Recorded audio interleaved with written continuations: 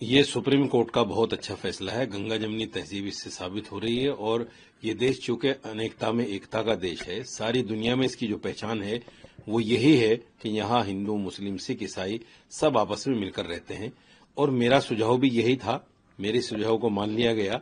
मैं धन्यवाद करता हूँ सुप्रीम कोर्ट का कि इतना अच्छा फैसला दिया है। जो लोग नफरत फैलाना चाहते थे उनको मुंह तोड़ जवाब दिया है और उनके मुंह पर एक करारा तमाचा है कि देखो, देश नफरत से नहीं, प्यार और मोहब्बत से ही चलेगा।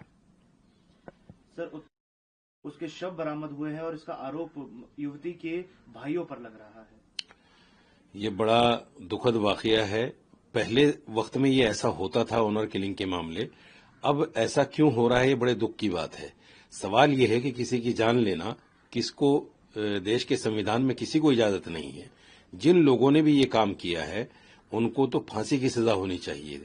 अगर किसी ने दूसरे धर्म को लेकर दूसरे धर्म के आदमी के साथ प्यार कर लिया, मोहब्बत कर ली, तो कोई जुर्म तो है नहीं।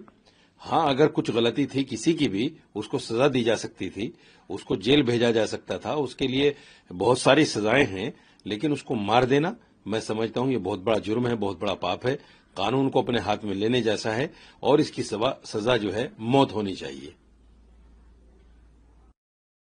बेचने पर रोक लगा सकती है जो डिस्टर्ब एरिया एक्ट के अंतर्गत आती है। देखिए, ये कानून अगर ला रही है सरकार, तो इससे एक बात तो साबित हो गई कि सरकार कहीं न कहीं विफल है।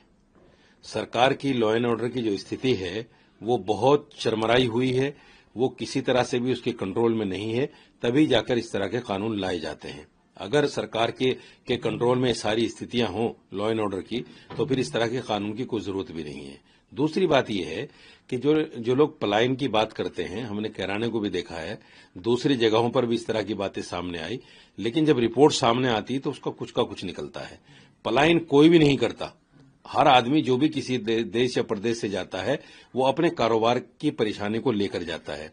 दिल्ली में लाखों करोड़ों लोग हैं जो दूसरे प्रदेशों से आए हुए हैं और वो यहाँ आकर अपनी रोजी रोटी कमा रहे हैं, तो ये बुरा नहीं है। लेकिन उसको हिंदू मुस्लिम बना देना, पलायन का नाम देकर एक समुदाय के ऊपर कहीं ना कहीं उसका इल्जाम रख देना कि मुसलमान जहां ज्यादा हो जाते हैं वहां ऐसा होता है, मैं उनको एक जवाब देना चाहता हूं। 57 इस्लामी देश हैं और उनमें करीब 50 लाख हिंदू रहते हैं। एक भी हिंदू की कहीं मॉब लिंचिंग नहीं हुई, किसी को इस नाम से नहीं मारा गया कि हिंदू है, किसी की सैलरी नहीं रोकी गई और किसी को प्रताड़ित नहीं किया गया। अगर मुसलमान ऐसा है तो वहां हिंदुओं के साथ ऐसा क्यों नहीं हो रहा है? ये जो भी जमहूरी देश हैं, जैसे हिंदुस्तान है, पाकिस्तान है, बांग्लादेश है, श्रीलंका है, नेपाल है, ये इस तरह के देश हैं, इनमें सारी चीजें होती हैं।